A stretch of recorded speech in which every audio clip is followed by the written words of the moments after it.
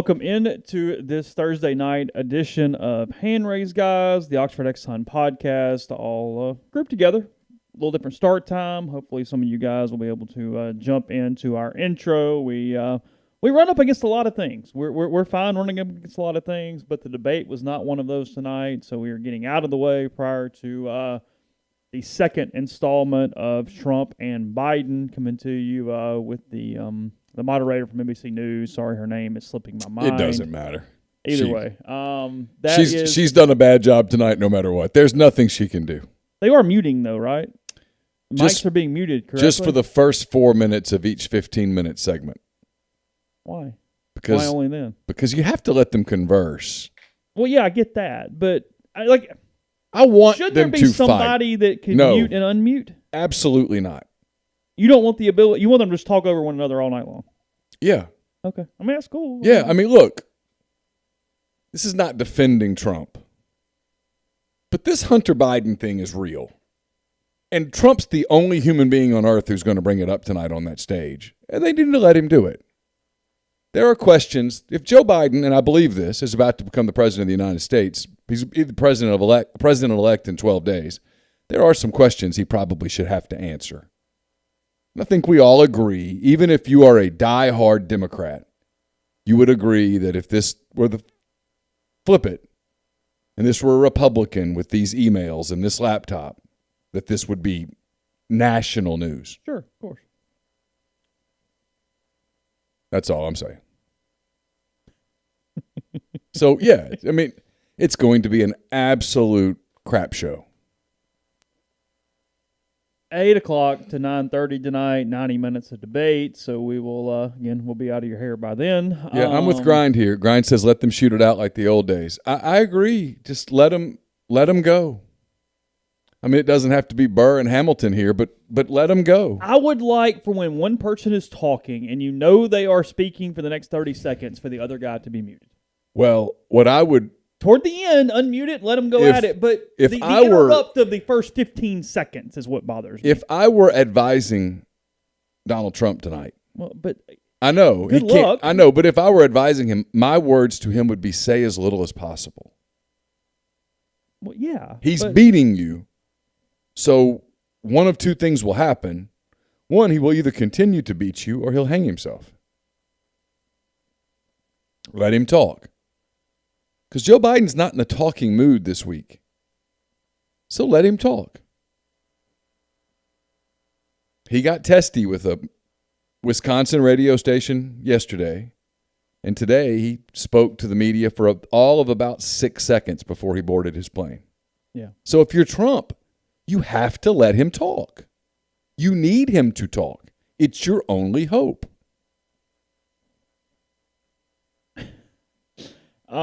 Yeah. So we got that tonight. We've got off day in Major League Baseball. They are taking a day off prior to playing games 3, 4, and 5. It's been a good, entertaining series. One game staying where they are, but Tampa Bay becoming the home team for a little while. Joe Posnasky came out today and said that this generation, Mike Trout is Mickey Mantle, and Mookie Betts is Willie Mays. He says right now today, and I don't know that I disagree with this, and you know what I think of Trout. Yeah, sure. He said right now today, Mookie Betts is the best baseball player in the world.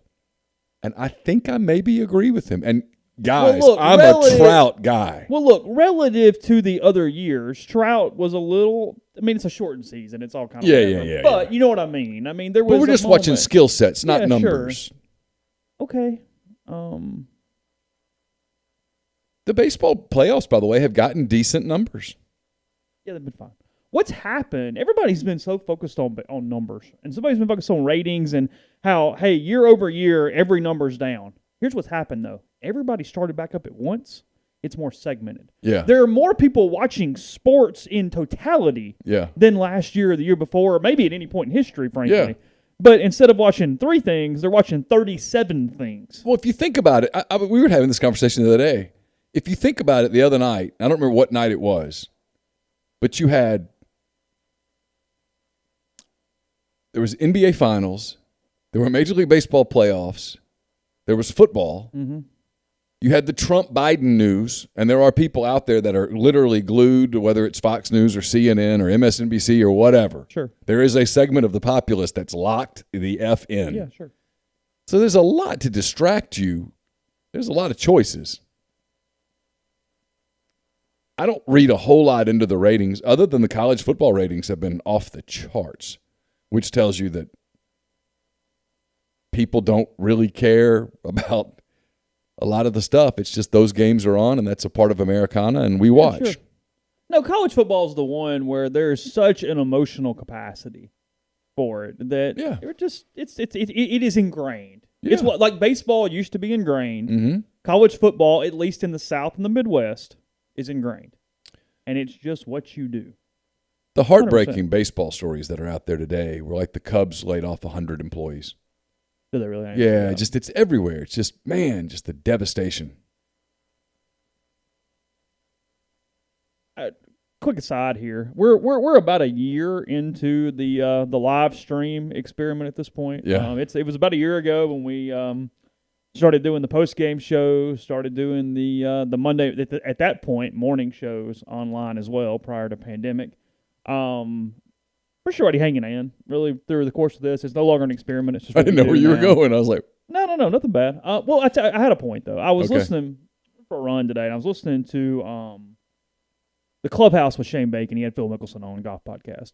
But when he was opening up, they were doing an ad, and I'm assuming it's something to do with iHeartRadio, and I wasn't even really paying attention on what the name of the damn thing was. Sure. It didn't really matter.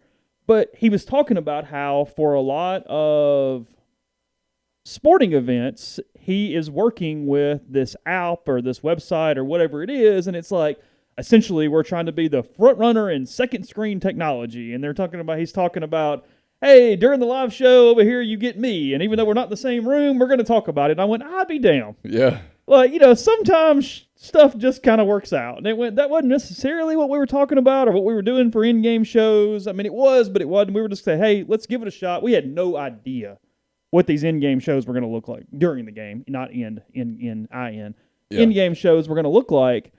And between we don't talk about end games in this country right now. No. End game. Between Pete and everything else, I've been happier with that portion of the Saturday product than maybe anything else. The way people have come in, we hang out for 3 hours, we do all these different things, and it's a great plan with the exception of about the 45 minutes after the game ends. That we are just... And I think this week, and this is the first time you and I have even talked about it, I think we're just going to roll right into hand raise, guys.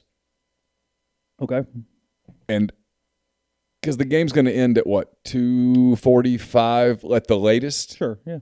And so, I can kind of write a column, but if I don't get a column up until 6 o'clock, does anybody care? The answer is not really. Hey, I was going to ask you a question. We were sitting here live, people talking about it. So if I pull the file, because Ole Miss loads those video files into the FTP. Mm-hmm. If I pull those, do you think those carry over into I could pull those into the streams, create a scene? Yeah, as long as it's two things. Either would I need to upload it to YouTube first? I don't think you would have to. I think you could play it as long as it is saved to your computer as a QuickTime file. I don't know that. I'd have to look at that, but I believe it could be pulled in as a QuickTime file. All right, let me ask this then. Sure. If I loaded it into YouTube, which would serve two purposes, let our people watch it, and didn't, you guys are getting all behind the scenes, I didn't put the monetization in it where ads wouldn't run. You probably can, honestly. It's probably illegal, but anyway, yeah, go ahead. Right. It's not our video.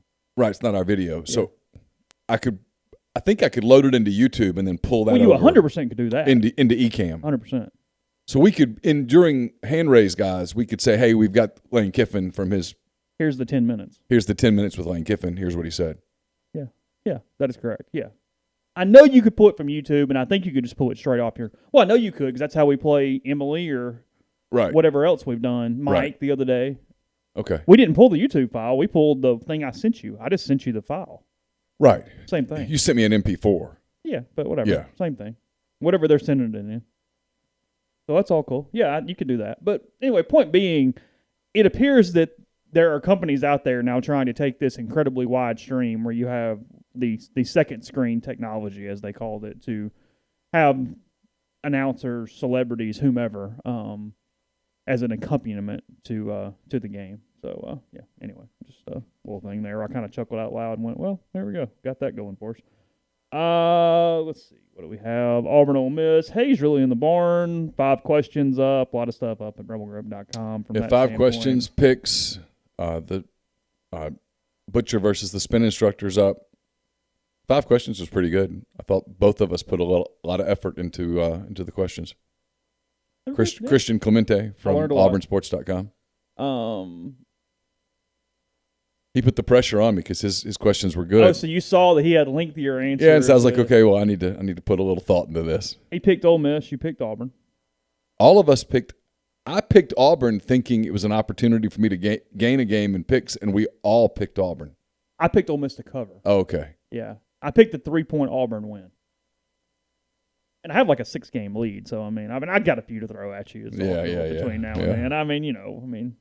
Got to keep this thing interesting. We'll be doing horse races before you know it. IndyCar. Pick the top 3 finishers. Could happen. Don't laugh.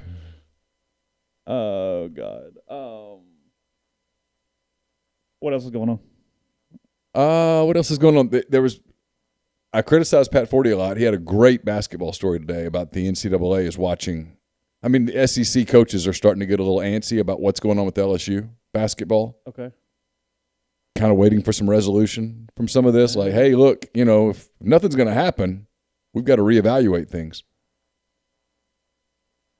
Thought that was interesting. Chris Landry and I taped a SEC Football and Beyond. We talked about LSU. I know a lot of people criticize Chris thinking he's an LSU homer. He was pretty rough on the Tigers today. His point, by the way, about bowl bans, and by the way, I'll play that on Saturday morning early. We'll start Scoreboard Business presented by The Rogue at 9. I might sign on as early as 7 and put some programming on. So if you're just waking up early and you're a little antsy about Ole Miss and Auburn for whatever reason, I'll have programming for you. The channel, as we've been calling it. The channel, as we call it, which is, I think, the next thing in where we're going in what we do, honestly. I think where we have a channel where we cycle. I don't know the answer to this. Again, you guys are just getting what you get right now. Because I easily could I could ask this off air, but the hell with it. Does that hurt our monetization that we don't get more clicks? We're going to get tons of time, but we're not going to get clicks. I don't know. I don't either. It might force us to do more programming. Yeah, I know. Oh yeah, that's all cool. I'm just saying I don't know. I'm not sure though. Like it might force you to start back on a bourbon show or a cooking show or something like that. Where we just need content. Where we need content. We're just doing some stuff. And I don't know that it's 24 hours a day. Well, of course, yeah. But it's something. I don't think we're anywhere close to it, but I do think that's what's next.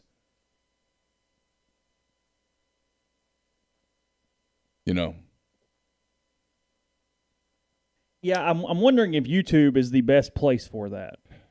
Probably not. But right here on this moment, I couldn't tell you what's better than YouTube. Well, there's something. Because I don't want to go to Twitch. No. It's not mainstream enough. Twitch is too young. Yeah. Twitch has a lot of positives. But but right now Twitch is just gamers. And I don't know that that's really our target demo. No. Well, you can start doing that. Just tell Carson, hey, you playing the game? Hey, down here, bud. Throw the headset on. Hey, Carson, why don't you get into Madden a little bit, and we're going to stream some of these games. That'll help me out on my tax return a little, too. I'm going to start Carson, that FIFA game that you play, could we stream that? Ladies and gentlemen, it's Chelsea versus Dortmund.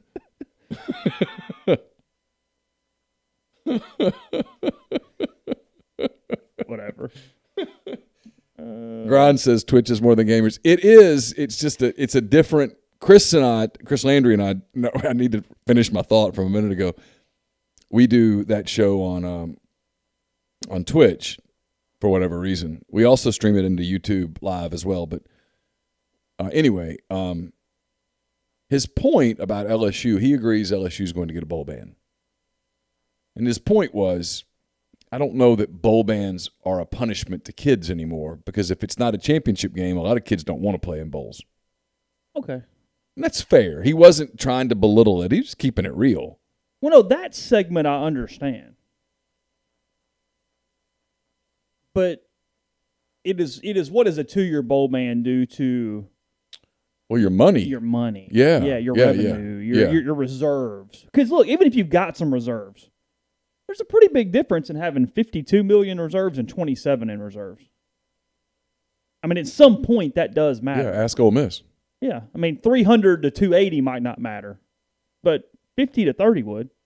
I mean, Ole Miss was at 30 million prior to this. I know everybody makes the raining day Ross jokes, but Ross told the truth. They had 30 million in reserves at that moment, and that was fine. I mean, for a program with a budget area of Ole Miss, that was pretty good considering everything else they had gone through and that they haven't had sustained football success for a long period of time. 2 years of just keeping your operating budget where it was, it went down to 14 million. Yeah. You went from 30 to 14 strictly on the 2 years of losing 8 to 9 million a year in bowl revenue. They're going to get money back in November of 2022. They'll get 8 to 9 million, and Keith might argue with this point. I think a lot of that goes to Matt Luke. It's the way I interpret the way things are going. It's the way I understand it as well. Yeah, I mean, I can ask. There's probably some nuance there, and there's probably some details that are fine print. Sure. But, I mean, I don't think they're going to go, hey, check. Yeah. But some of that.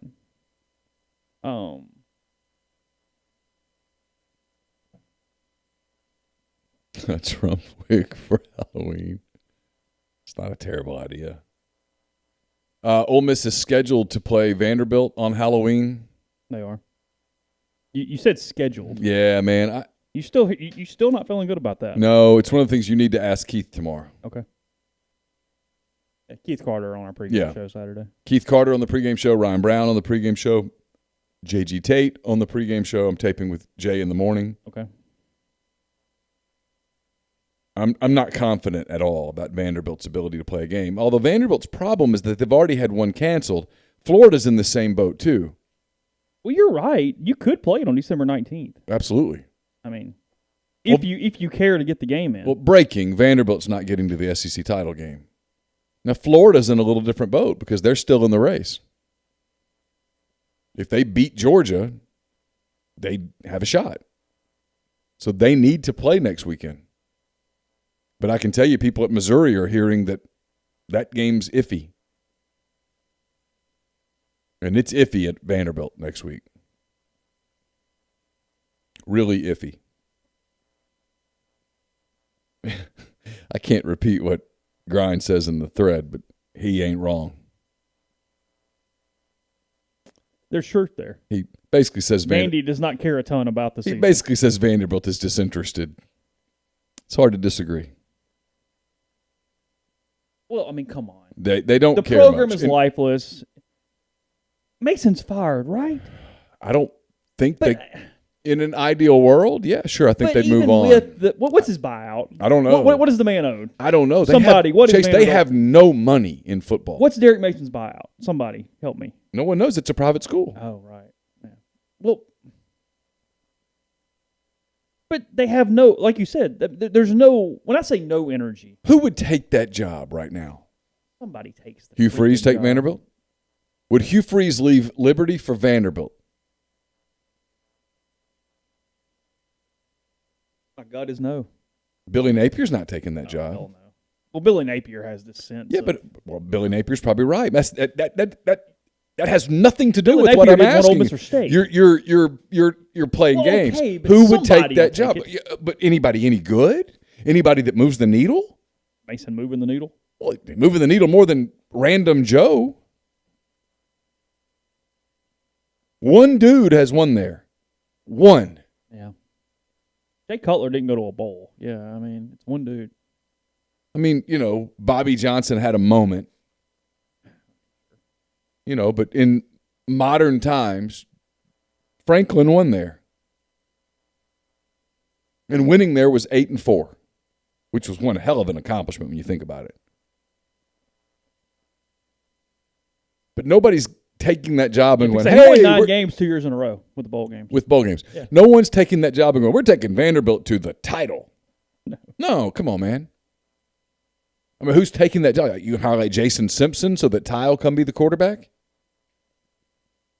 Actually, that's not a bad idea. Man, I need to be an athletics director. Why not? I will tell you, by the way, I'm hearing from some multiple people that Derek Nick's a real candidate at Southern Miss. It makes all the sense in the world. Yeah, makes all the sense. I mean, come on. You have no money. I mean, Jay Hobson was the lowest paid CUSA coach in the conference. Or the lowest paid CUSA coach. That's redundant. But anyway. Look, Derek would be great. He'd represent you well. He cares about it. It's his alma mater. He wants a shot, it's my understanding. Why not? If it doesn't work, it doesn't work. You're at a point where you don't lose much. Give it a shot. He knows Mississippi. He's recruited the state since 2008. I can't remember where he was before Ole Miss. Oh, God, where was Derek? He had the 1 year with the Falcons at some point. He was on Petrino's staff. Yeah. And I don't know where he was before that, but he's been in Mississippi for 13 years. Yeah, I mean, look, his pension is loving his jobs. He's respected, knows people, probably knows a whole lot of young coaches that he could bring in on a cheap staff. If I'm Southern Miss, that's who I hire. Oh, it's a Over. no-brainer. If I'm Southern Miss, I hire Derek Nix. I bring him in, I have the press conference and say, this is my guy, and, do the best you can. Let him recruit Mississippi a lot, let him recruit the JUCOs a lot, and see what you can catch lightning in a bottle. Vanderbilt's job. That's bad pod, I'm just thinking. No, that's what I mean. So the whole, let's just fire Derek Mason. Okay, great. You fired Derek Mason, now what? No longer his problem. Mike McIntyre, someone mentioned him in the thread. I mean, okay. But that's not any improvement over Mason. It's not exciting. No. Because, okay, here's the deal. Would Blake Anderson take it? Yes. Yeah. Okay. What's Vanderbilt's strategy to win? Air quotes for the podcast listeners. Well, you try 5 and 7, 6 and 6. You try to do the Northwestern strategy, the Stanford strategy. Duke, Wake, that kind of thing. Yeah. I mean, you do have a degree. Sure. You're not anywhere near as sexy as Stanford or some of those schools. No, but you could be the SEC Northwestern if you did it right. But you've got to invest in facilities. Northwestern just invested. Built a hell of a thing. Yeah, it's beautiful. Vanderbilt's thing is a dump. Vanderbilt Stadium is an absolute dump. It's horrible. It's a ship. Well, it's a ship. It's a ship if you change the P to a T at the end. They have a really nice horn they blow, though. It is a nice foghorn. Annoys the hell out of me, but it's there, and it's. Tim Corbin sees no issues with the Vanderbilt athletic program. All right, Theron brings up a name. All right. Would Will Healy leave Charlotte for Vanderbilt? Yes. Why? He would. Come on. It's an SEC if job. If you're advising him, would you advise him to do it? And I think he can win 6 games. Shoo. Can he win 6 games? Yeah, well, nobody does. Can I schedule him to 6 wins? Well, 6 means you got to win 2 SEC games. Well, no, it means you got to win a Power 5 game. So There's no longer the rule of playing 4 UT Martins. So you got to beat. You got to win 3 legitimate football games. Yeah. So no. You got to go 3 and 6 in your legitimate games. Got to have somebody who can recruit, and not SEC recruiting. Because we do our speed limit thing. The speed limit's 70, and everybody else is going like 86, 84, 86. Vanderbilt's going 41. They're the old woman in the back that you're like, what in the hell are you doing? You're going to get somebody killed. That's Vanderbilt. 10-2, locked in, staring straight ahead.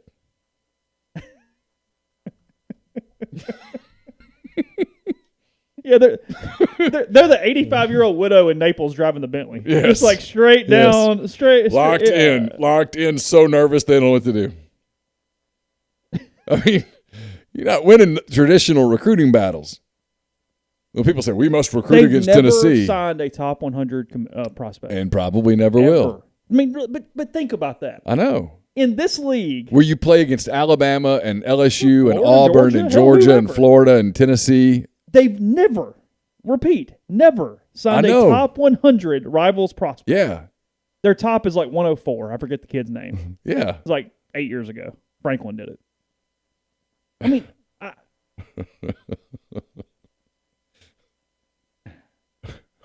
Vandy can't go 85. Vandy can run a speed limit, and they can do better than they're doing now, but you don't run 85 and you never signed a top 100 kid. No. Vandy's not going 85. Would Barry Odom take it? He'd probably take it, but he didn't win at Missouri. He's going to win at Vanderbilt? Vanderbilt's harder than Missouri. Of course. Although, no offense if you're in the stream real quick. I love you. Subscribe again and all that stuff on our board. We had that thread about which SEC football coach would you fight if you had to fight one, that you could win the fight and survive. Uh-huh. One dude said, Muschamp doesn't look like a fighter. And I went, no. Hell. No. Whoa. Hell no. I ain't fighting Will. He's up here on the top of the list on avoiding. I mean, the answer's like Leach, right? Or Drinkwitz. Or Saban. He's got a fake hip. Saban's old, yeah. I mean, we can get in that hip a little now. There's a 3. But Saban's an assassin now. I mean, I'd be a little scared. You'd take Leach or Drinkwitz over Saban. I think so. Even at his age and situation. I don't know. The ones you don't F with are Muschamp, Orgeron, and Mason. Yeah. Well, I'm not fighting Mason ever. He might be one. Oh, are you kidding? That dude is stacked. Speaking of, we got to see a lot of Ed Orgeron today on the internet. Whatever. Yeah, whatever. Don't you, if you're Ed Orgeron, when she pulls out the phone afterwards, don't you have to say, no, baby. Don't trust you that much. No, not a good idea. Come back in here. Put that phone down. Put that phone down. We don't need no phone. No picture. Add Jeremy Pruitt to the no thank yous, too. Yeah, I wouldn't want to fight Jeremy. He's got just enough country in him. And yeah. Be a long day. Stoops is a bigger guy than you give him credit for being. Yeah. Yeah, I think it's Drinkwitz. Would you fight Malzahn? Malzahn and Jimbo are the ones where you go, probably. Okay. Yeah, because Jimbo's a little soft now. Yeah, he's. Yeah, he had his day. Yeah, it's past. Yeah. Yeah, like you can't convince me somebody hadn't shoved Drinkwitz in a locker at some point in his life. I'm sorry, it just is what it is. Like I don't know. But like you said the other day, it looks like he's the SID talking before he hands it off. Yeah, no, but hell no, I'm not fighting Derek Mason. No, sir. Yeah, but somebody goes, Will doesn't look like a fighter. And it's like, whoa, hold on. Trust me. That dude.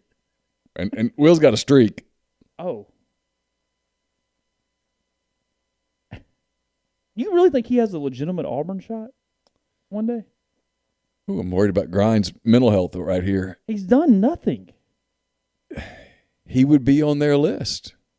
He's done nothing. I didn't say that. I'm saying he would be on their list. But you look at it. Somebody made this point on the board the other day. Auburn, since 1998, has hired the Ole Miss coach, the Iowa State coach, who was the former Auburn defensive coordinator. Yeah. And Malzahn, who was the former Auburn offensive coordinator. Yes. That's it. It's not a criticism of Auburn, but Auburn has a tendency to stay in the family.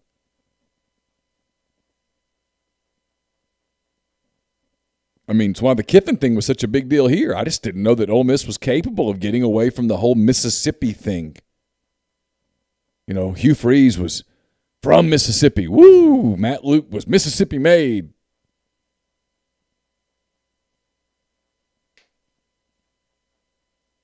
Whew. I just can't see them hire. I mean, I know what you're saying, and there's been no proof that they would do better, but Muschamp just... Avery says you can't fight Lane because he does Pilates.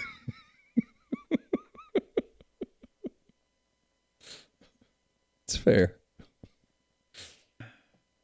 Sure. I don't think he's there for the Pilates. Pablo and Glaze.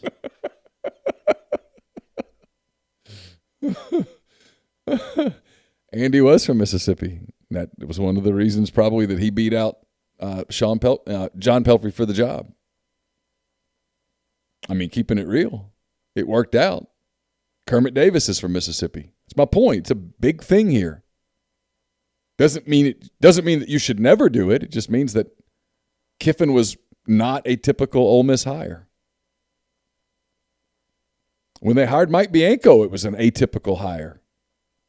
Yeah. 20 years ago, so people forget it. But I mean, Mike campaigned for it. Yeah, but he was the coach at McNeese at the time. Mm-hmm. He didn't have a Mississippi tie. He didn't know where Oxford was in Mississippi. Literally. He had no idea. Yeah. Yeah, Ole Miss, God, I wrote about this, and now I don't remember. Their finalists, or their people they talked to that year, Mitch Gaspard. Was Smoke Laval at the time? Ish. But it was Gaspard and the guy at Tennessee that has Ole Miss ties. Somebody help me. I don't know. I'll think of it. Okay. I'm sorry. This doesn't matter. It doesn't matter. Dylan sent me a text a minute ago. He's right. Those state uniforms are good for this weekend. See them? The space uniforms? Oh, is that for this weekend or for next? I thought it was, I don't know. Yeah, with the flying M thing? Yeah, it looks good. It's cool. It's a good logo. I watched the whole video about why they came to be in the 60s. Yeah. It was good. Yeah, they look good. Maroon, white helmet, good logo. I don't have any problem with that. They make maroon and white look really good, which is not always the easiest thing to do. Well, you have to keep it pretty simple. Well, yeah, you can't busy it up. Like when Texas A&M comes out with the white on white with the maroon stripes and the maroon hat, they look fine. It's a little funny at that point. Yeah. Anything more than that is too much. Yeah. We've talked about Mississippi State's maroon, all white baseball uniform with the interlocking MS on the maroon hat. It's a good look. Larry Simcox, by the way.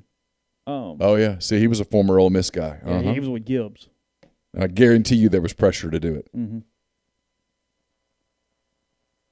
So, yeah, there was that. I don't know. That's all I got, I think. All right. You want to take calls here in a minute?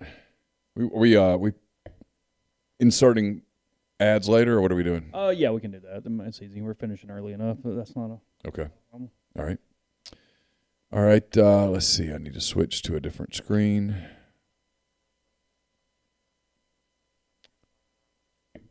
Need to put the number up. I had it here somewhere. We have a package, don't we? Oh, yeah, we do have a package. Let's do that.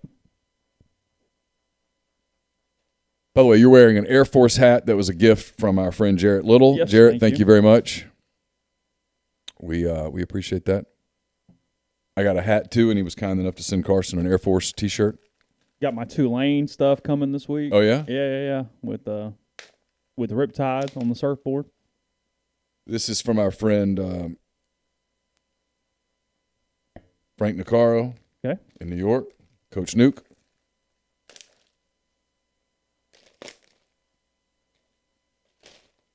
It's a battle among the service academies. Oh, we're doing service academy stuff. For our loyalties. Okay. Oh, this looks good. Let's see. Appears to be a beat Navy shirt, is my guess. There you go. A lot of black and gold. A lot of Army stuff. The Navy's really falling short. The Naval Academy is not pursuing our affections the way that Army and Air Force are at this point. Yeah, somebody at the Naval Academy, you need to step up because this is you're getting lost right here. You're falling way behind in the Service Academy game. Thank you, Coach. Appreciate you. Let's see. What are we doing? Said you were taking calls. Oh, yeah. I was putting the number up. Okay. There's the number. I need to open Skype. Probably would help.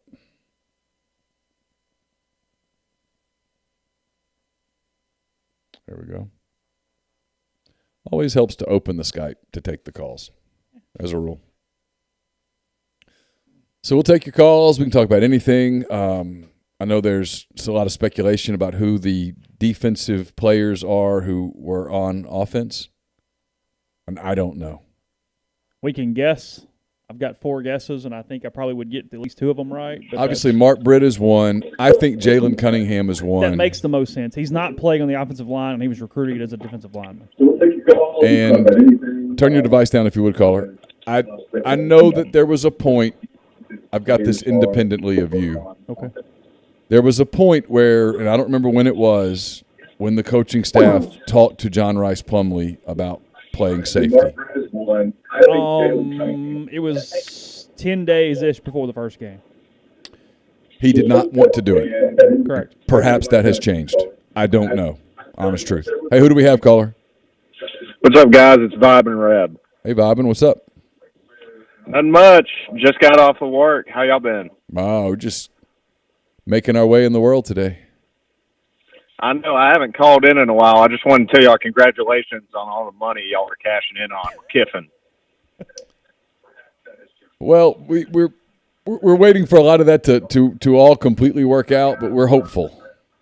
Right. It's like cautious optimism. At this point. There's a better mood than had there not been any change back in the fall. We'll say that. Are you telling me if Matt Luke was still the head coach on top of COVID, business wouldn't have been good? I'm telling you, it would have been a little scary around here. Which is saying something for this year, right? Yeah.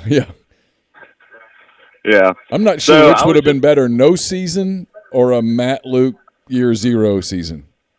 Oh, God, it's sad to say this, but, man, I feel like that's a lot closer than it should be. I do, too. I mean, it's a horse race. But do you know that there's a change after the no season? No, because we'd be talking about how there's no money. Yeah, then, no, I mean, come on. No.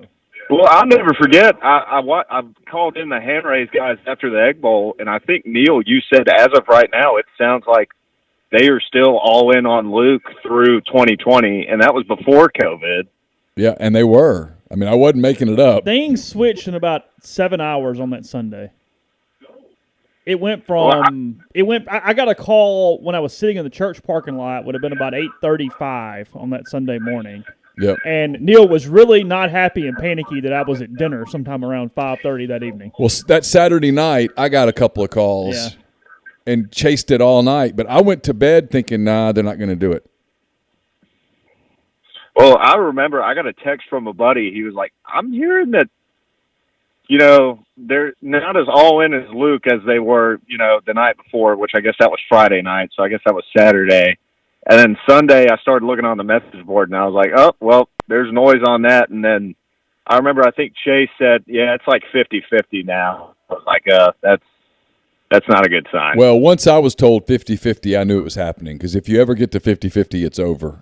And yeah, it went from I got 3 calls by the same guy who absolutely would know.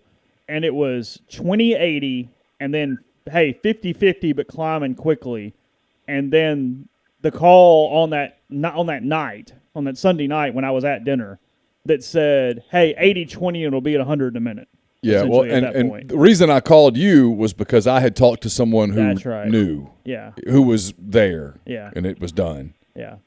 And we had that moment where what do I do? Yeah. I mean, there's always the coaching search moment. There's a funny moment in journalism, and it is the ultimate high, and it is a lonely spot where you've got it, and at that moment you're the only person that has it, and you've got just a few minutes to decide just how big a pair you have, and also how much do I trust this person? Because at that moment I had it. I had it from someone who wouldn't lie to me. I had it from someone who was in the room where it happened, if you will.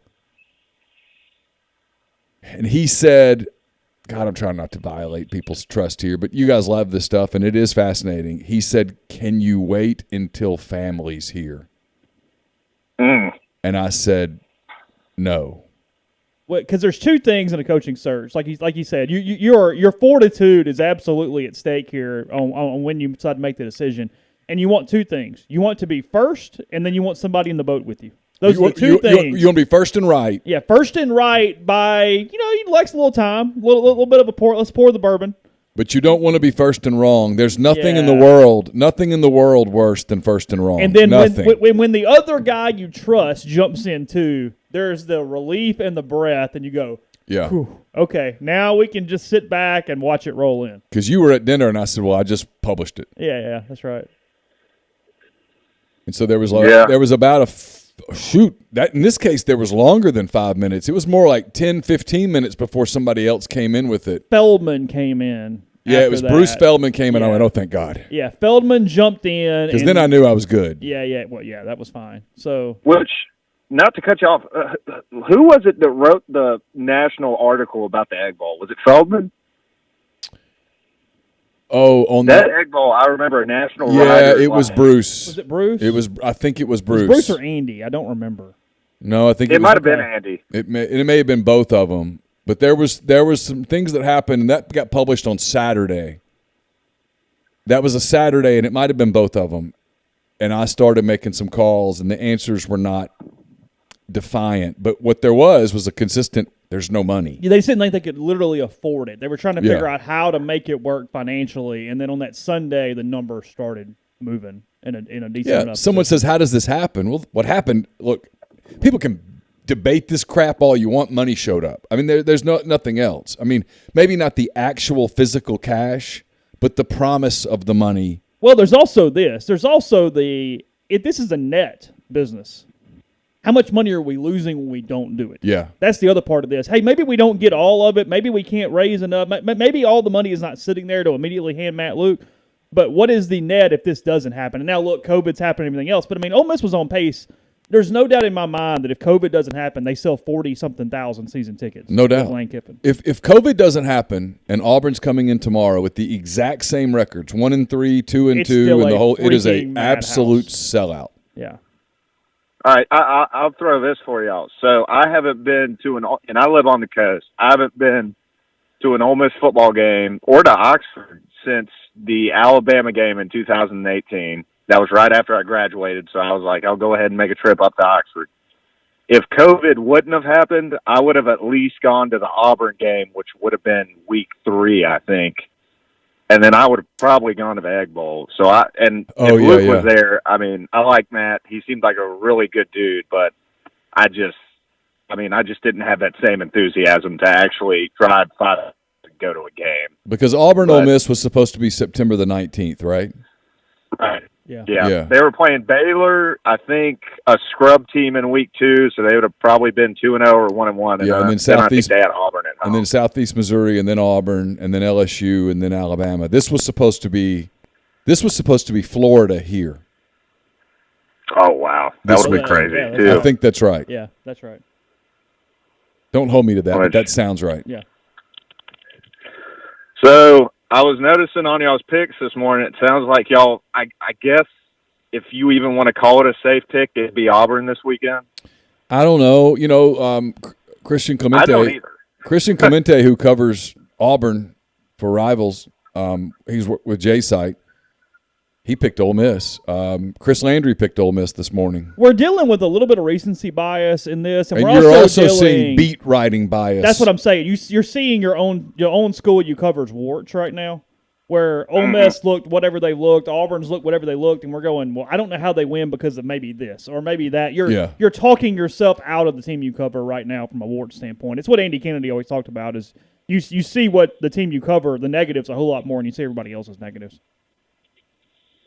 Well, Neal pointed it out, I think, on SEC and Beyond, and I couldn't agree more. It just seems like there are 4 really good teams. 2 of them are elite right now. Yeah. I think Georgia and Alabama are elite. Then it's A&M and Florida. They got stuff they got to figure out, but they're good. And then, 5 through 10? At maybe least 5 through 11? Yeah, is just maybe 5 straight up mediocre. Maybe 5 through 12. That's like I do this in every Sunday. I'll sit down and I work on 10 Weekend Thoughts, and one of the ones that I used to do it because, to be honest, it was a throwaway and it was easy, was, hey, I'll rank the SEC.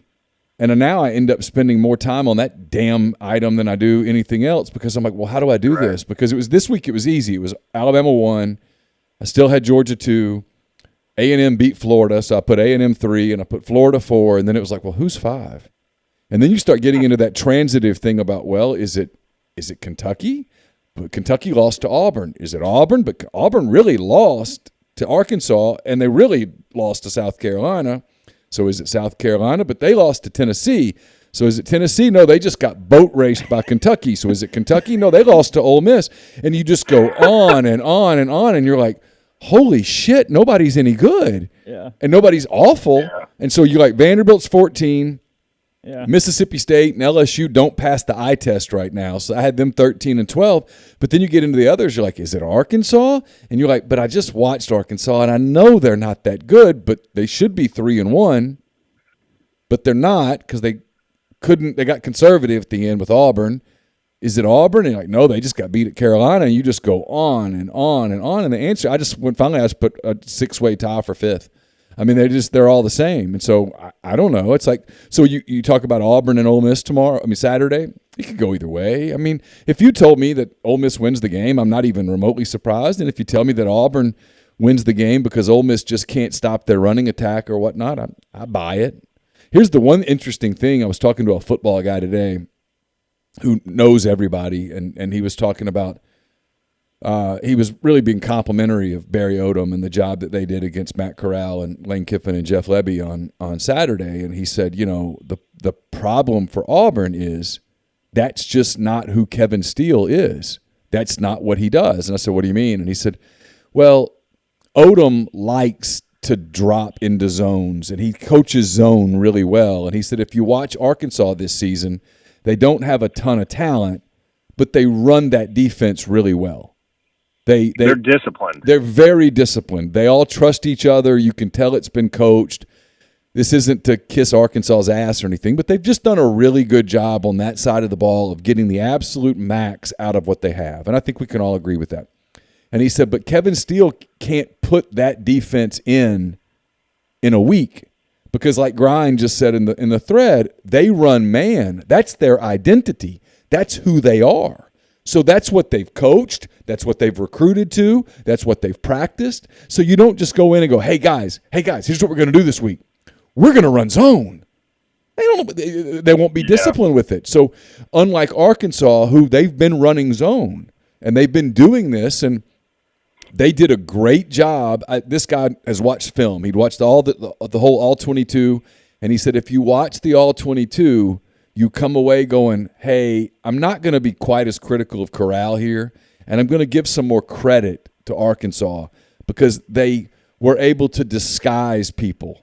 Like a couple of different times, what Corral tried to do was look off a safety or look off a linebacker and then come back, and they were prepared for that. So they kind of almost trapped him. Hey, they drifted and made him look like, oh, hey, in Matt's eyes, it's working. He's going to be open here. But they were slipping somebody else there. They were filling in the gap behind it. When he came back to make the throw, by the time he let go of the ball, it was too late. Yeah. That's coaching. That's good defense. Yeah. Arkansas is a well-coached team. I'll give them that. I mean, look, if Ole Miss can run the ball and establish the run, which, hell, if Auburn's going to play man against Elijah Moore and Kenny Yeboah, yeah. I mean, that's who you're going to go with. But that's what Ole Miss did wrong on Saturday. They got away from the running game too soon. Yeah, they did. They didn't get enough push up front and run against the 3-man front. I thought they should have done that a little more. But last thing I will say, I did think it was hilarious that Kiffin, because he's a pretty transparent guy, as you guys have said, straight up said, I do not want to play a conference-only schedule. Yeah, nobody does. Hey, Vibin, thanks for the call. Yeah, nobody wants to play a conference-only schedule. All 14 coaches, if you want to get 14 coaches to agree to something, that's what they'll agree to. Nobody wants to do this.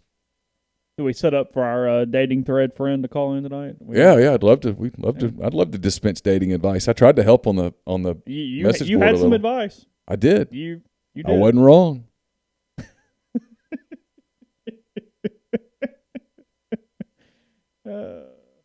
Yeah. Look, if you don't want to be in the friend zone, you've got to say out loud, I don't want to be in the friend zone. Who do we have, caller? Hey, this is TJ Smith. How y'all doing? What's up, TJ?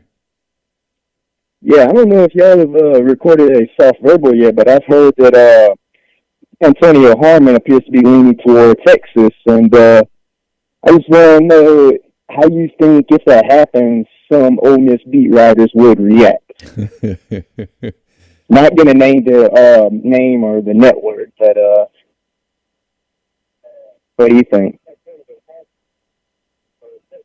For whatever reason, audition stopped, Chase, just so you know. Okay. Well, number one, we haven't taped soft verbal yet. We're doing it tomorrow. Number two, I don't know. I don't know. Look, at the end of the day, right? At the end of the day, they don't think he's a wide receiver. They think maybe he's a tight end, and for that to work, he's got to want to play tight end. He ran a 4.8 something 40 at the camp last time he was at Ole Miss. Yeah. So 4.8 is not a wide receiver in this league. It just isn't.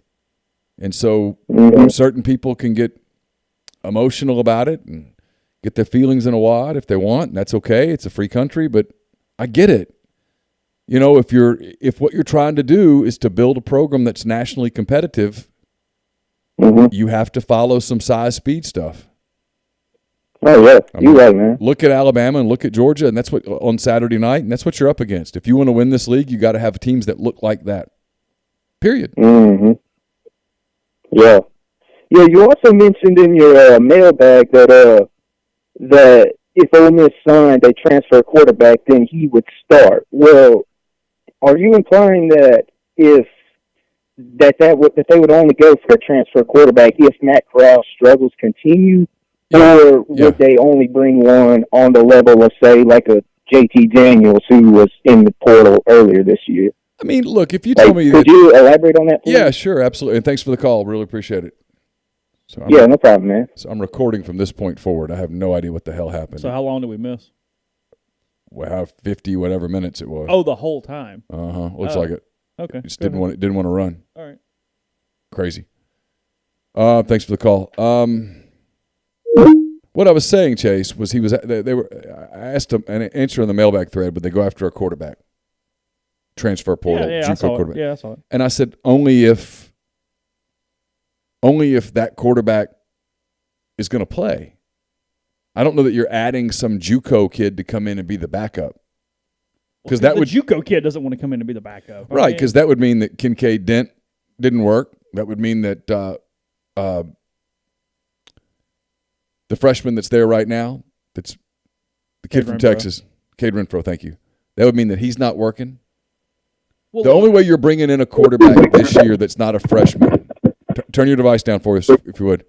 The only way you're bringing in a quarterback right now is if you decide that you don't have one on campus and you need one to come in and be your guy. But my point is, even that takes a certain type of person. Like, even to get, if you had any kind of backup, whatever. I mean, Tamu came in and did that, but you don't find that very often at all. Most of the time it's, hey, I'm coming in to play immediately. Yeah.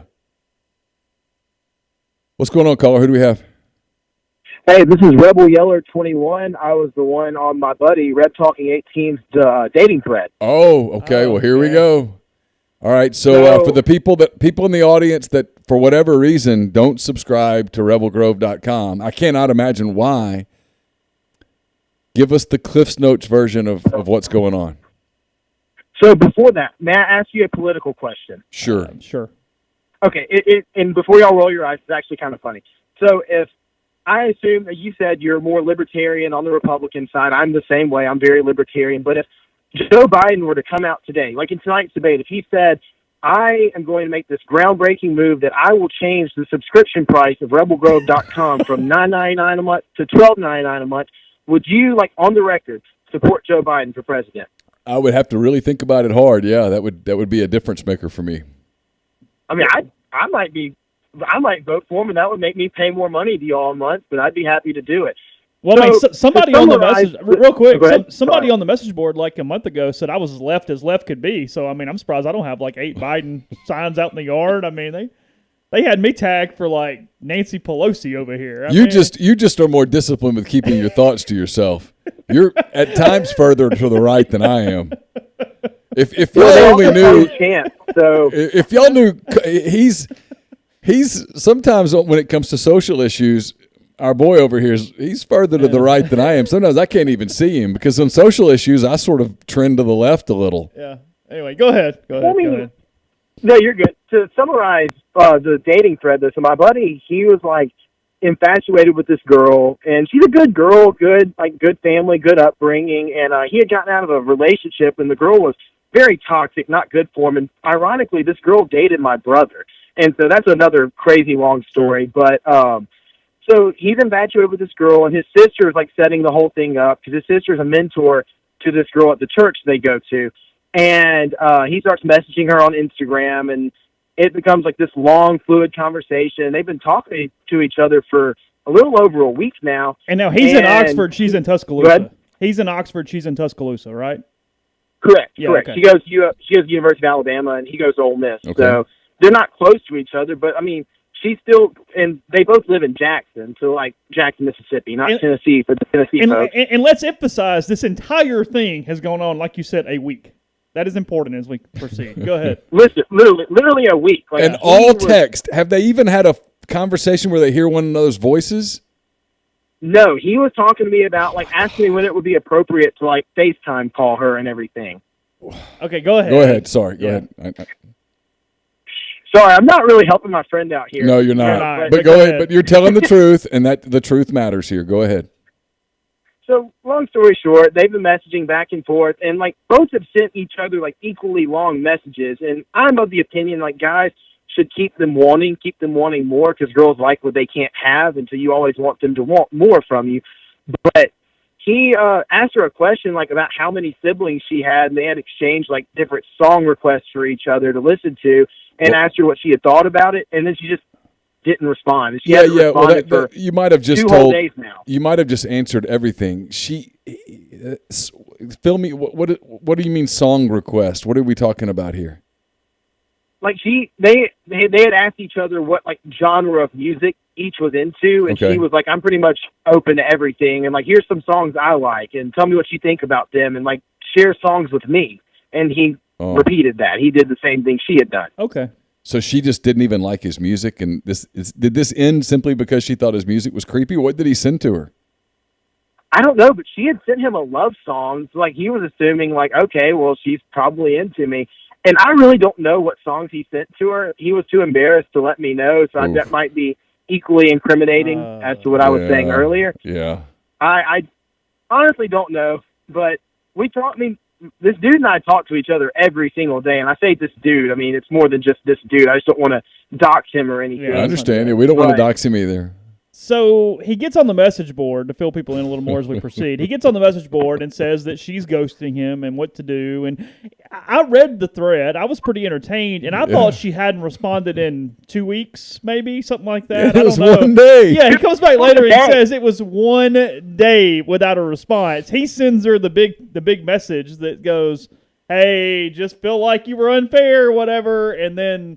Okay, so hold on. Let me clarify that. Yeah. He sent that message to me. And said, "Hey, I'm going to trick people on the board."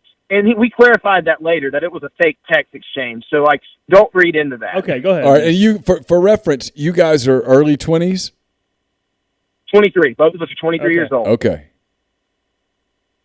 So, yes, we're young men who kind of – and I don't know if y'all saw. I hope not. If y'all did, he posted that big thread kind of copycatting me, because about 2 months ago I posted a thread about how I got too drunk one night and my girlfriend got mad at me, and the thread title was like prayer request, advice needed, and it blew up. And so he was thinking his might blow up like that too. But this is 100% real. That's like this, what he's telling y'all about the girl messaging her and everything and her just ghosting him is 100% real, and he's trying to like figure out why girls do that. It was 1 day. Yeah, does 1 day count as ghosting? Look, I'm with you. I agree with you guys. I told him many a time, like, hey, dude, don't worry about it. First of all, if she doesn't respond to you for a day, for a week, for a month, who cares? First, she's in Tuscaloosa. You're in Oxford. There's no lack of females in Oxford. So what was the deal with he said, hey, let's have breakfast? What is that? I mean...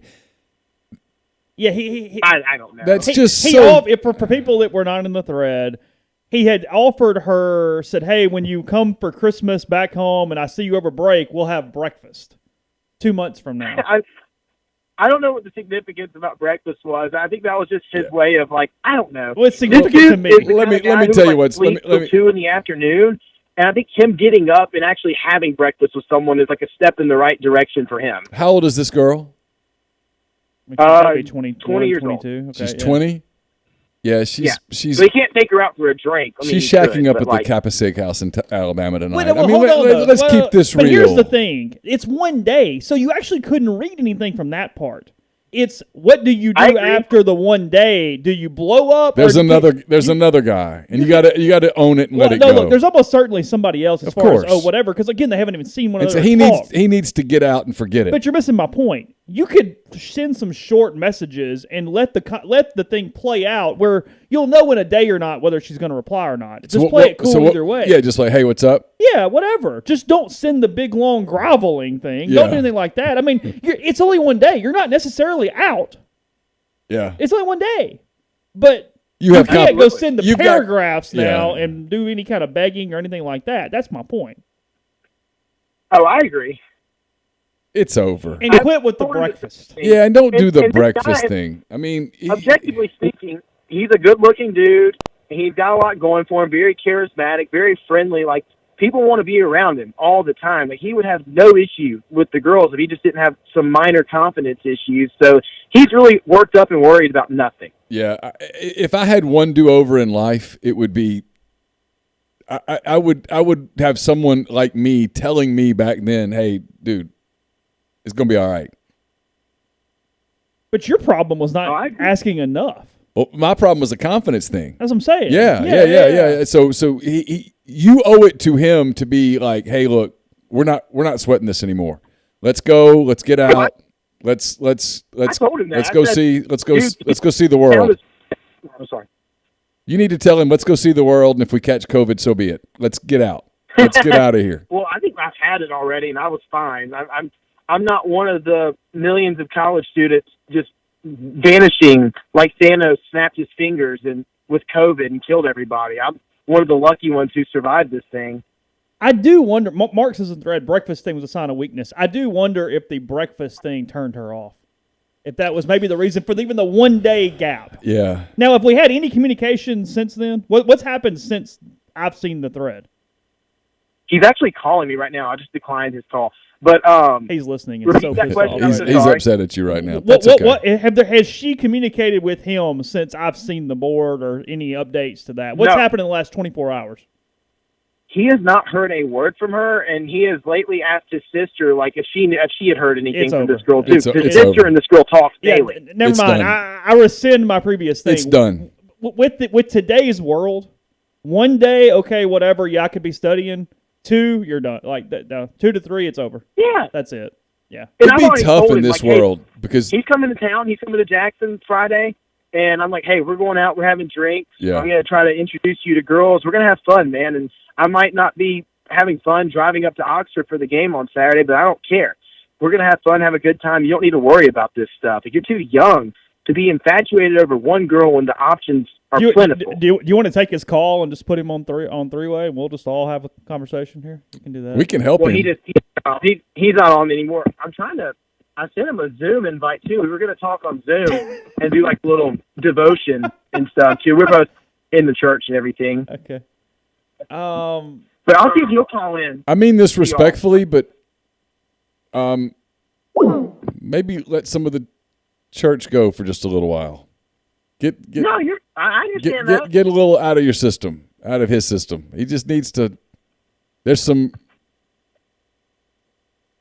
He's putting her on a pedestal that he shouldn't put her on. No, I agree with that, and we shouldn't do that. No guy should do that. Yeah, it's just no. Yeah, especially at your age. Absolutely. I perfectly agree. I'll let him call in to y'all so he can explain everything much more. I think he might be in our thread right now. Yeah, this is. Hey, well, thanks for the call. Really appreciate it. All right. Awesome. Thanks, gentlemen. Good night. Adam and Carolla and Dr. Drew back in 5. We'll continue to take your calls. Kids being kids today. Grimes says he needs to get more secular.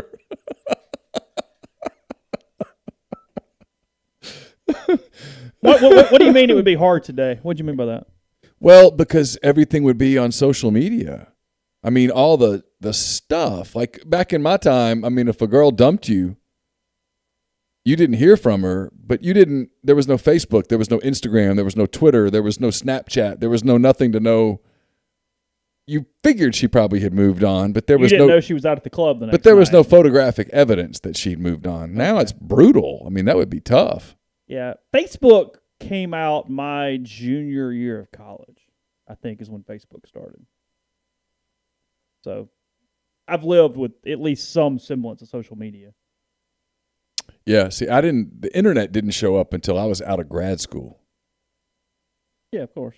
It's a different world. I mean, so you didn't even have like AIM or Messenger or No. any of that kind of No, stuff no. to be able to yeah.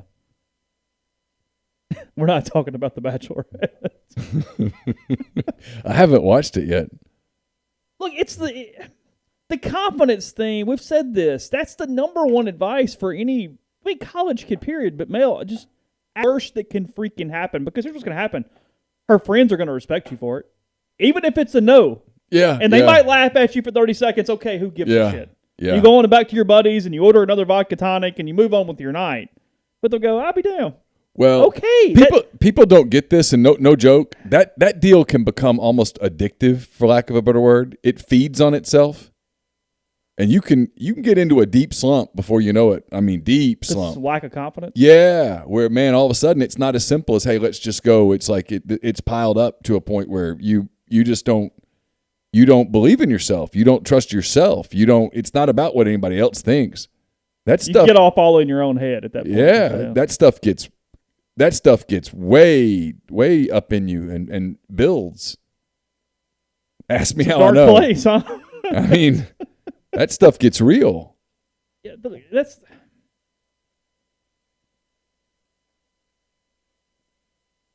about one thing. It's like okay, I'll put a sports analogy. You're a second baseman. Sure. You've thrown a ball to first base how many times?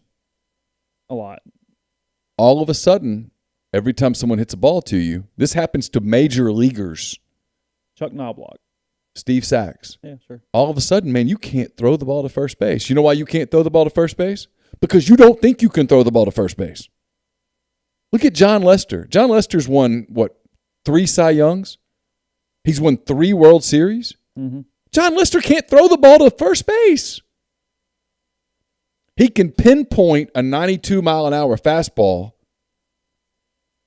on the edge of an outside corner consistently, but he can't field a ground ball and throw it to first base. Now, that's not a physical thing. That's a mental thing. Does that make sense? Mm-hmm. You get the same mental block about stuff like that. It feeds on itself. It gets real. It gets real I'm just telling you, to the point where the thought of like, okay, well, I'm going to go ask this girl out.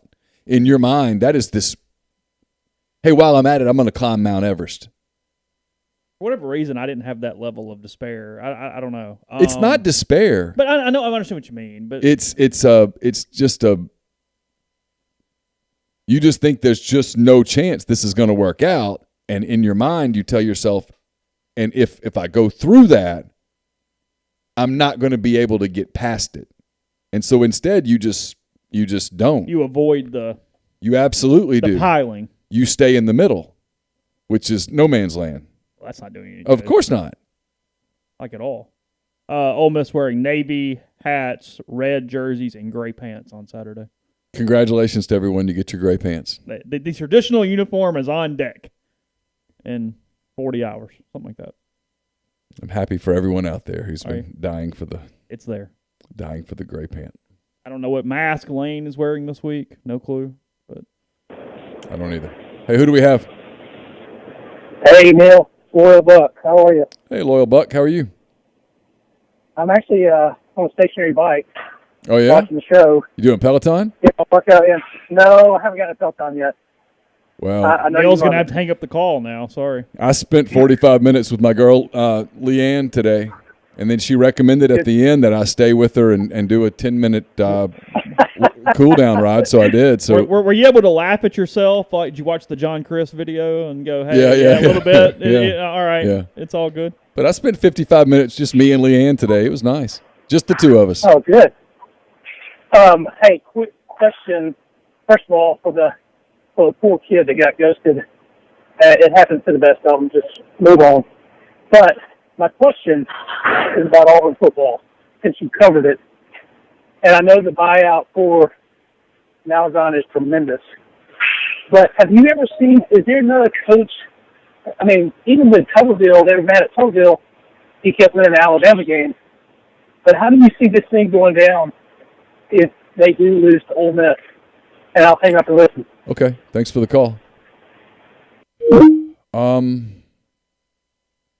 Well, if they lose to Ole Miss, in the eyes of Auburn fans, they're going to be 1-4 at the midway point. And no disrespect to Ole Miss or South Carolina or Arkansas, but they still got to play Alabama, who's better than those three teams. Yeah, of course. I mean, they got L's coming.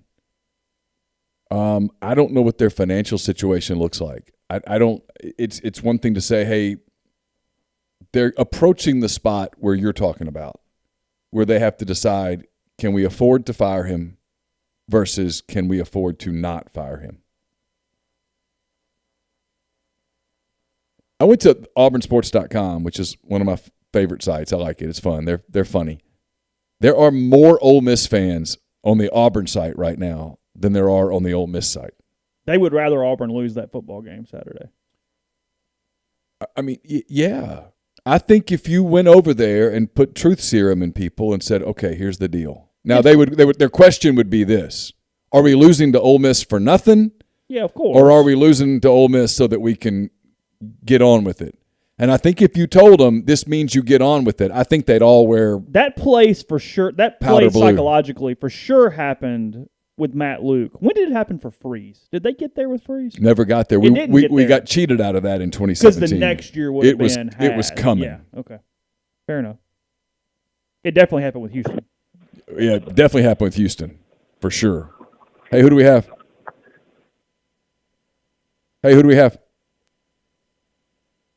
Nope, don't have anybody. Got a little gunshot. See, confidence. Did you ever do that? You worked up the nerve to call a girl like in junior high or something. When she answered the phone, you're like, click. I remember the very first girl I ever called on the phone. I think I hung up about 14 times with the rotary phone before you finally got around to it. Yep. Yeah. That lasted like 2 days before I moved on to somebody. Yeah. She moved on to somebody else. My first. Can't remember if it was Cindy Griffin or Robin Colvin, but I called one of them and asked them to go with me. I don't know where. And she said no, and I said, okay, see ya. So it started right there. Really. The therapist goes, let's go to the beginning. And there we are with whoever she is. So let's talk about Cindy, yeah. With Jeffrey, it's a fox painting. With you, here we are. I mean, it just is what it is. Oh, God. You answering something? Or? I'm trying to get to it. There it goes. I'm going to answer. There it is. Hey, who do we have? Hey, caller. Hey, guys. Hey. I took you off speaker. Is that better? That's better, yes. Yeah. What's going on, gentlemen? Y'all look pretty snazzy in those hats. Yeah, everybody's looking good. Chase wearing his Air Force hat. Yeah. Yeah. The trucker hat was intended for Neal, and the other one was for Chase, so you guys picked it as I suspected that you would. It is the same exact model as the Jackson State hat I've been sporting here the last couple of weeks. Yeah. Okay. Yeah. Well, then I'm glad it's familiar to you. And really, that Beat Navy shirt goes with those because Air Force beats Navy too. So that's true. The Navy one does. Yeah. So we actually say Think Navy though. So on the indoor practice facility at the academy, on one end it says Beat Army, and on the other end it says Think Navy. So. Anyways, well, Chase, your World Series prediction was correct. I placed the loss solely on you. I think it's 100% your fault. Your thoughts? I knew it was coming, even as an abandoned Braves fan. I had no confidence whatsoever in Game 7. I did not feel good about it at all. I watched all of it, and I told Neal this that day or the next day. I never even got some hope, as much as I was wanting them to win, because of the way the Dodgers were putting at bats together and getting after Ian Anderson, that I just said, he got through 2 innings, he almost got through the third, but I said, I know what I'm seeing. 27 outs is just too many today with the lineup doing what it is. Where I thought, it was what was the final, 4-3? I thought the Braves had to score 6 or 7 runs to win that baseball game. Yeah, And it's connecting now. it's saying excellent connection, so we'll go with it for a minute here. We'll see what happens. I don't know. Yeah. Anyway, one of those things that just roll with it. Totally out of it was a strange thing. We have the ability to get hardwired here. And like my computer will not handle everywhere else I'm great. Mm-hmm. Here I get better off Wi-Fi than hardwired. I know. And I have no idea why. Well, Jay and I talk about that all the time because he's like, "Are you hardwired?" And I'll get hardwired, and then it doesn't work. And if I'll unhook it, all of a sudden, bang, I'm working. Yeah. It's bizarre. But we have two different Wi-Fi networks, so we pick and choose and play and go back and forth and whatnot. So it's all good. What's going on? No, nothing overly important. Never mind. I thought we had a breaking news tag. Well, the news here is that Trump is bringing this Tony Bobulinski to Nashville with him today, which is him shoving the story in Biden's face. Okay. I don't know who this is right here. I guess this is him. Yeah. Yeah, that's him. Oof. Whatever. Gonna be a day. Whew. 8 o'clock start for that. 8 to 9:30 tonight. Yeah. Yeah. Here we go. Let's take this one. See what we can get. Jerry Palm had Ole Miss in the Outback Bowl playing Michigan today. By the way, on his projections. Chris thinks bowl games are getting played. So we'll see. Hey, who do we have? Hey, y'all. This is Mark in Columbus, Ohio. Hey, Mark. You Well, excited about the let me opener? hear it. So Hugh Freeze going to be the next coach of the Vols? God, no. That's what they all think. Really? He's They not want getting Hugh hired Freeze. in the SEC. They want him. They want him. Well, I mean, He's they're not all getting checked out on hired Pruitt in the now. SEC. he would take it, but now Pruitt, So, firing Pruitt right now would be pretty expensive, wouldn't it? yeah, they just get signed an extension the week before the Kentucky game. He's dropping defensive line coaches at halftime of SEC games. And what was that He's about? losing his mind. Was that just defense, or was that some other stuff? Because I've heard it might be some other stuff. I don't know. I think that hire was kind of. I don't think he wanted to hire that guy, and there's a philosophical difference. Who knows? Okay. Pruitt's kind of a bull in the china shop, as people know from his time at Georgia, trying to fight Mark Richt. But so tell me, Hugh would obviously take it. Yeah, Think Sankey would let him back in? Hugh would crawl for the job. Would Sankey let him take it? Whew. I don't know. I don't know. They'd have to have some real conversations. Here's the thing. Ole Miss has. So Hugh takes the job. All right, let's play this out. Hugh takes the Ole Miss job. The Tennessee job, and a year later he starts trying to recruit against Ole Miss, against Alabama, against Auburn, and Texas A&M, and I include them for a reason. And all of a sudden some people go, you know what? We kind of covered for your ass on these calls a few years ago. Yeah, it's the danger for Tennessee or anyone in the league is that as soon as it becomes any nuisance, the bones buried no longer stay buried. And all of a sudden a call gets made to say Ross Dellinger, and it's, hey, Ross, if somebody happened to send you a bunch of phone calls, a phone log with a bunch of calls, and someone happened to explain to you who those calls were to and maybe show you a pattern just hypothetically, would you be interested in that? And all of a sudden the answer is yes. And look, there would be people at Ole Miss, there would be people at the SEC office, there would be people at Texas A&M, and frankly, there's probably some people in the media at Mississippi State who know about those calls. And so I don't know that I buy it. If he beat Alabama and went to an SEC championship game and then got fired, or if he recruited a 5-star defensive tackle but here's the thing, he starts recruiting that 5-star defensive tackle out of Houston, and all of a sudden A&M goes, you know what, screw this, because there's a lot of hurt feelings over that. Oh yeah, but I'm telling you, that's what the fan base is clamoring for. They want Hugh Freeze. Well, they want Kiffin, but they also want Hugh Freeze. I wanted Kiffin 3 years ago, but they want they're not going to get Kiffin, but they want Hugh Freeze. He's the savior. He's the new savior. I think they'd have a better chance of back. they'd have a better chance of getting Freeze than they would Kiffin. Kiffin's deal is probably pretty complicated. But I don't. Again, I'm kind of with. I think there's a better chance that he ends up at Auburn than he does Tennessee because of just the money. I mean, you're going to buy off Pruitt right now? And look, here's the thing, right? Here's the question. We did this the other day, and thanks for the call, Mark. I appreciate it. Here's the question. What if, and I don't want this to happen, but I don't think anybody can sit here tonight and tell me, oh, no, it's not going to happen. I mean, are you willing to say, hey, Neal, I'll put my life on the line that you can fill up Neyland Stadium next year? Of course not.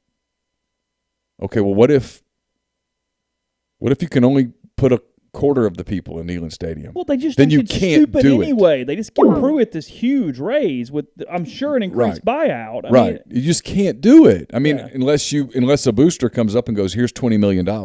Yeah. Our friend Bennett says he's trying to call in. Okay. Hey, who's this? Hey, guys. Yes. Hey, I hear you now. Is this Bennett? This is Bennett. I doxed myself. I didn't mean to dox myself, but it turns out that I did. I commented, forgetting that I was on my personal YouTube account. Oh, well. We'll okay, well, we're here to help. I think everyone here comes from a place of love. Well, I appreciate that. I'm here to take any advice that y'all have to give. And that thread yesterday, I didn't mean to take up the whole message board, my thread. I didn't expect it to get that much traction. Very much. Looks like it did. Yeah. No, we were. So, what is the last contact you've had with her? The last contact I've had with her was it was about 2 days ago. So I understand the argument of people saying one day that's not ghosting, but in my opinion, and I could be wrong, and I've been wrong before, and I'll admit it, but I think that in today's day and age, which sucks, talking to girls in today's day and age is terrible. Okay. It's either you're going to meet them at the bar, you can't really hear what they're saying, you're just like, what? What's your name?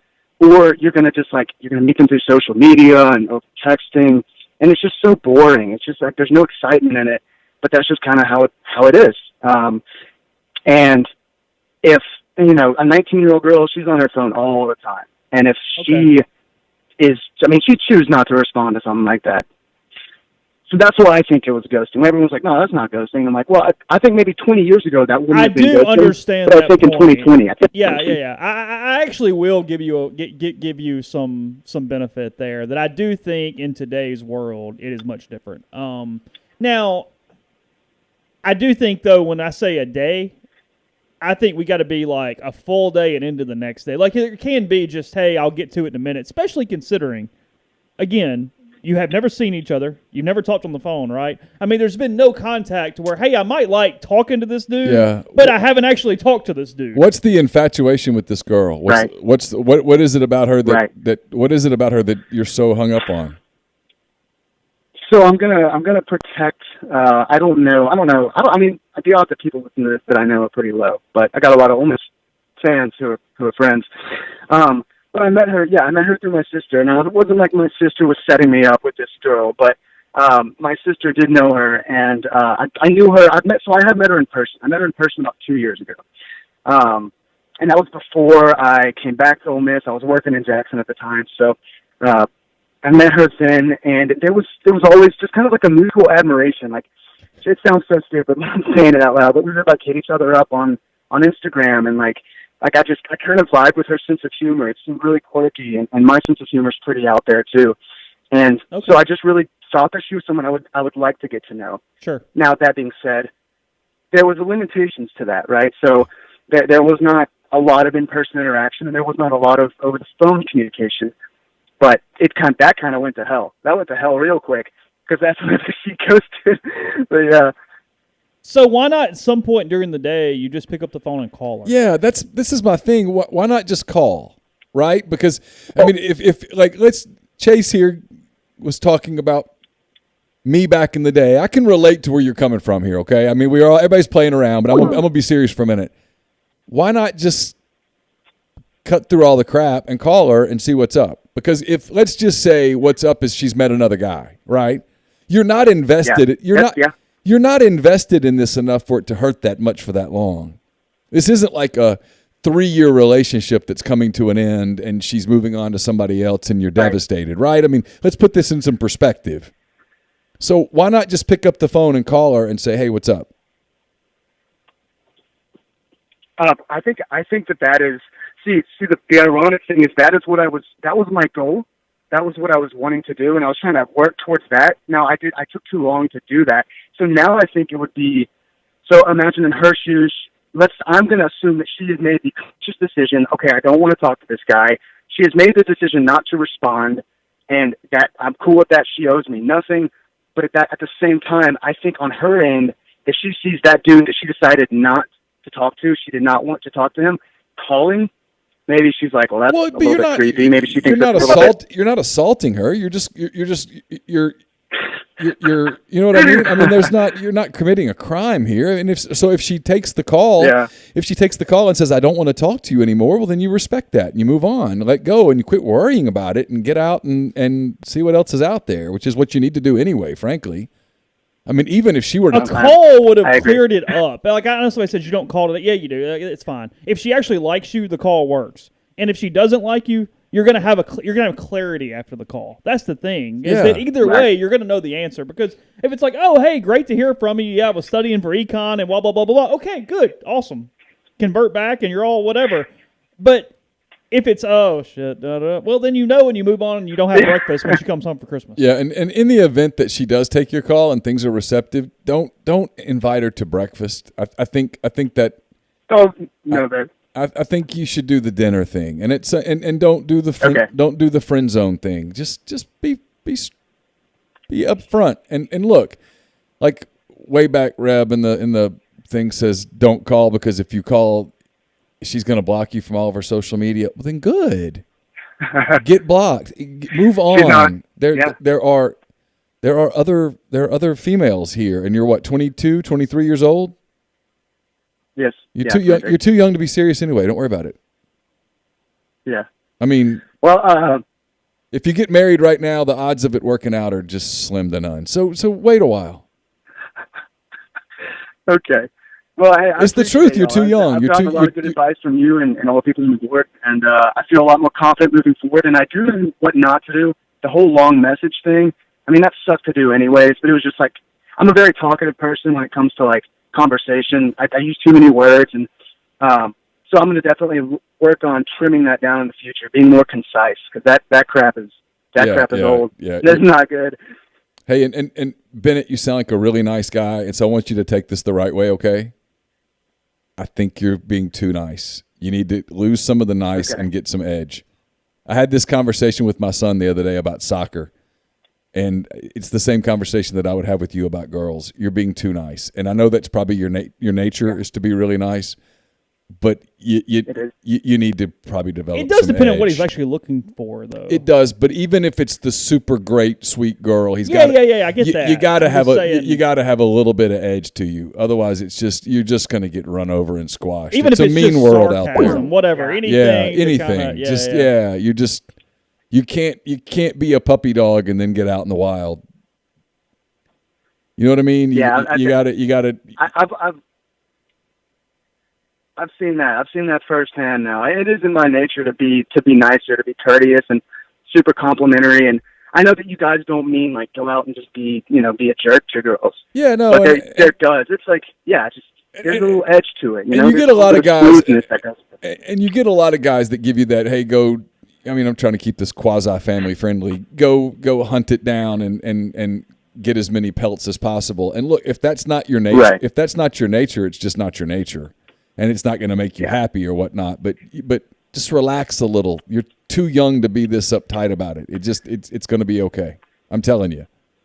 Yeah, I think Agreed. It's a confidence thing, and it's, hey, have a conversation. Don't have a conversation with a woman. Does that make sense? Yeah. Like, just talk. Yeah, chill, yeah. Take a breath. Yeah. Like that. I think that's some of what's happening too. Is I think it's, hey, if I don't say this perfect sentence right now, that oh my God, this is over. Just have a conversation. Yeah. Chill out. And someone in the thread says this, and I'll keep it family friendly. Don't put it on a pedestal. Mm. Okay. Mm-hmm. Yeah. Don't. Yep. I know what you mean. Yeah. Hey, good luck, Bennett. And that's yeah. Thank you. You're have a good night. We're cheering for you.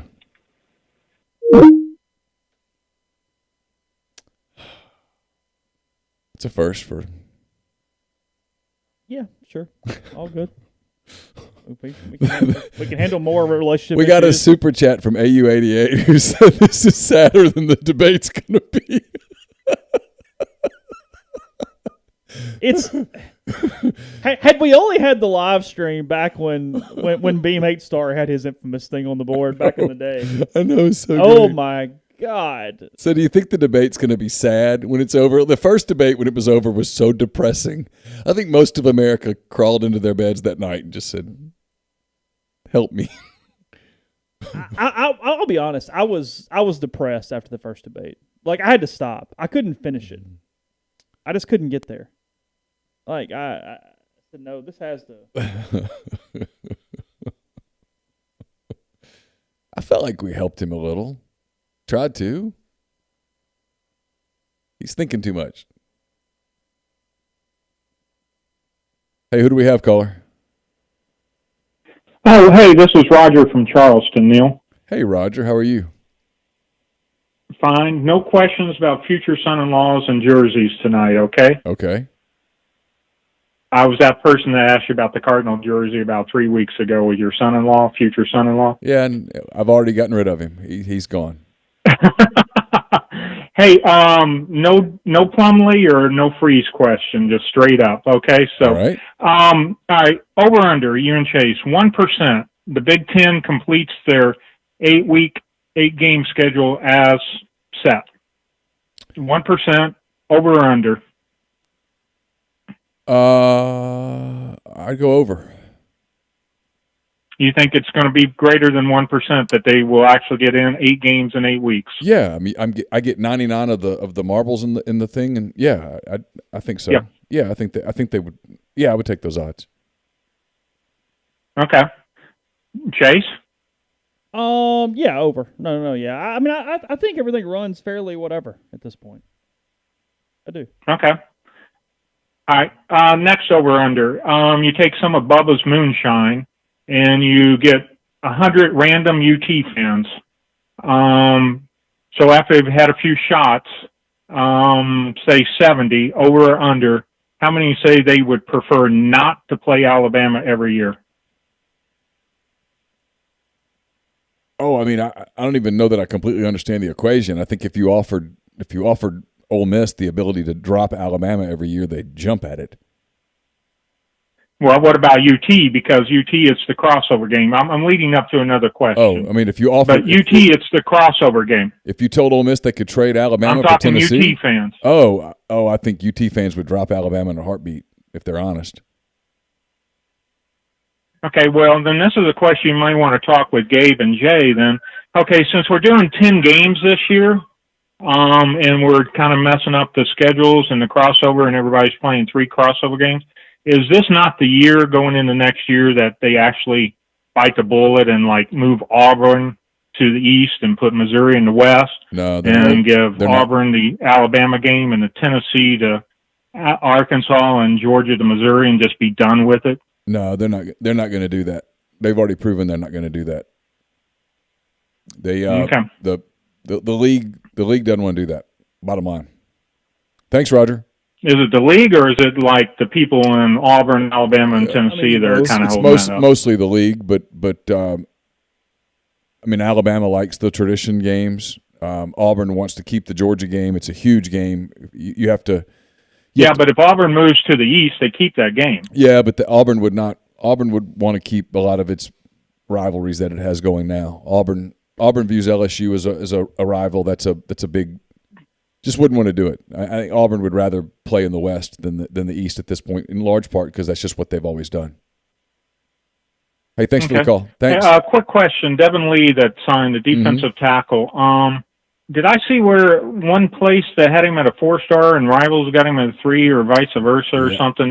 I don't know. Is the star ratings not going to be up to snuff this year for say, like maybe they would be in the past? They'll be tough. Maybe at the lower level. I mean, the 5 stars are the 5 stars, but maybe the 4s and 3s might be because they're not getting to see them as much. Yeah, it's going to be a lot harder to get them accurate. There's going to be more error, no question about it. I don't know what anybody else has him rated. We're going to take a soft verbal tomorrow, and I'll get I'll get Zach's thoughts on him. Hey, thanks for the call. Appreciate it.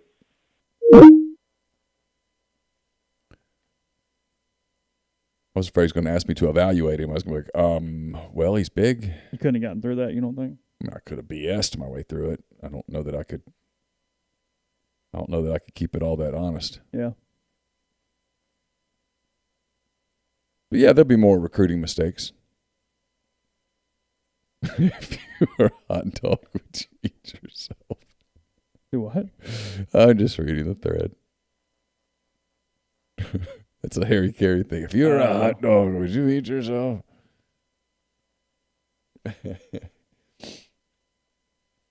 So somebody said there's a 50-50, like a betting line that Trump will walk off the stage tonight. He can't do that. Oh, God, no. I mean, this is his last chance, right? I mean, he goes into this trailing.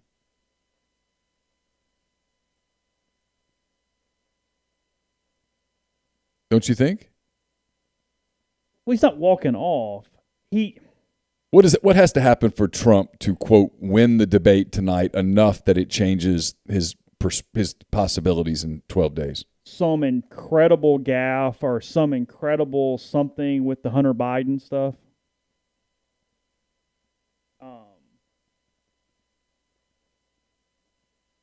Or him to do what we both know he's not going to do, which is be the adult in the room and chill out and hang out and just wait.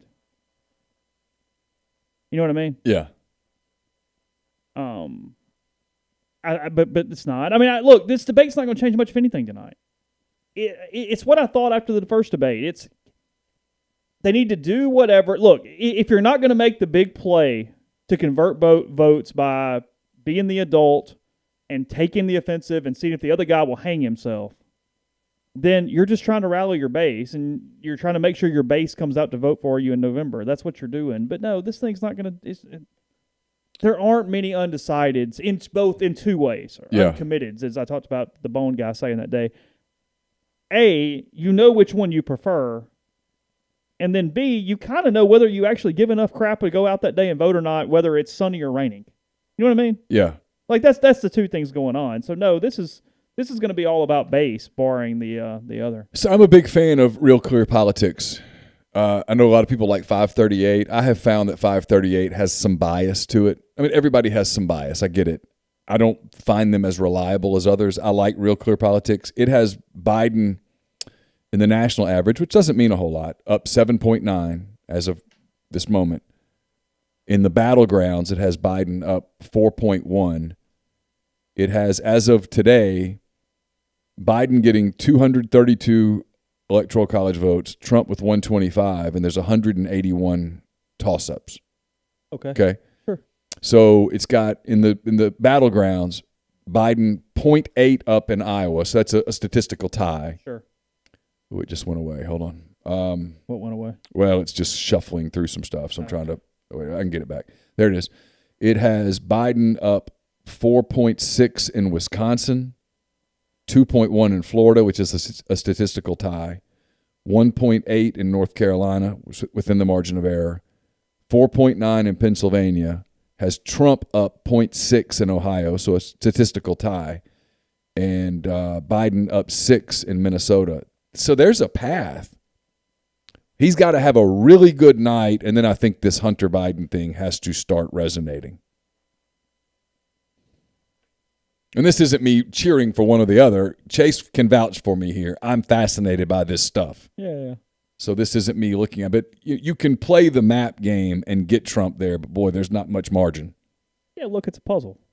Yeah, it always is. Yeah, it always is. That's why Hillary lost the election. She didn't recognize it was a puzzle. Trump has to win. He's got to win Arizona, Florida, Ohio, North Carolina. He can't lose a state like Georgia. And nothing crazy red can turn blue on him. I mean, and then you got to get Pennsylvania. And if he does that, 270. He's probably in. Yeah. 270. That's why when people get hung up on the national thing, like Biden's up 9, I'm like, well, that doesn't necessarily mean anything. Where's he up 9? Because Biden winning California by 37 doesn't matter if he loses Michigan and Ohio and Pennsylvania by 1 each.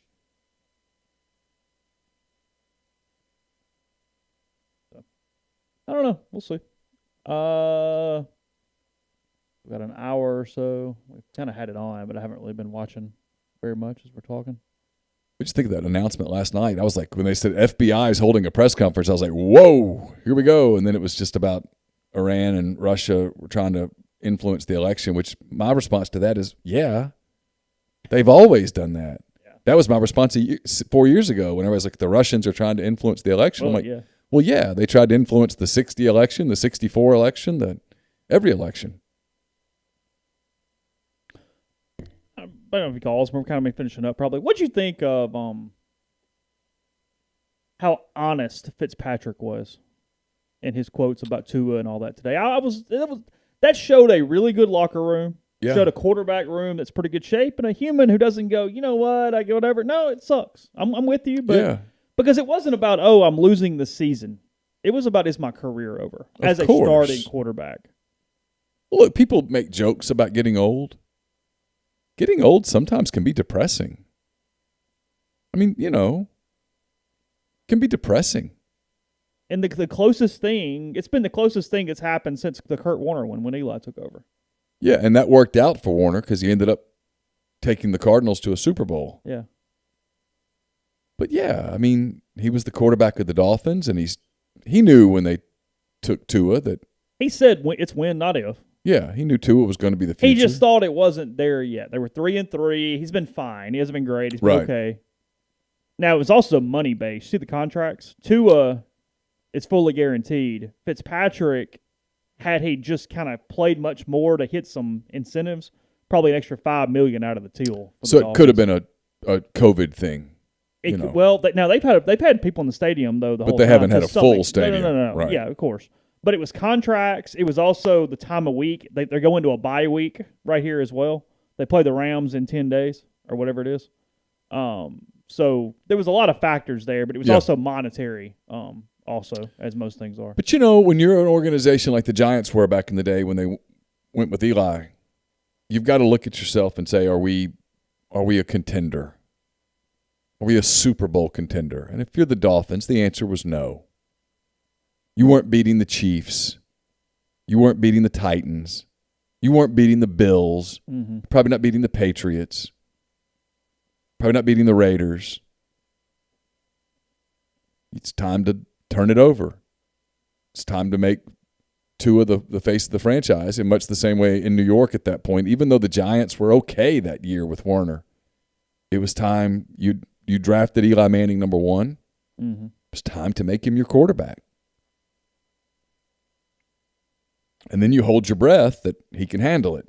And obviously it worked. Like Kurt Warner said the other day on Twitter, it worked out for the G-men. Yeah, of course. Eli won 2 Super Bowls. And yeah, I mean, Warner made the playoffs multiple times, including playing the, Steelers in that Super Bowl. Yeah.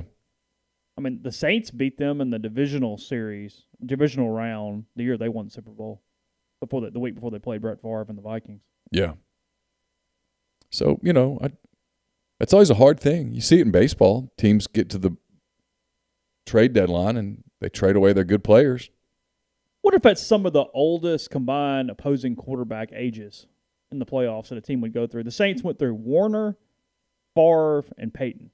Oh, yeah. Can you imagine? I mean, 3 weeks in a row of guys who'd been in the league for a long time. Kurt Warner had a hell of a career.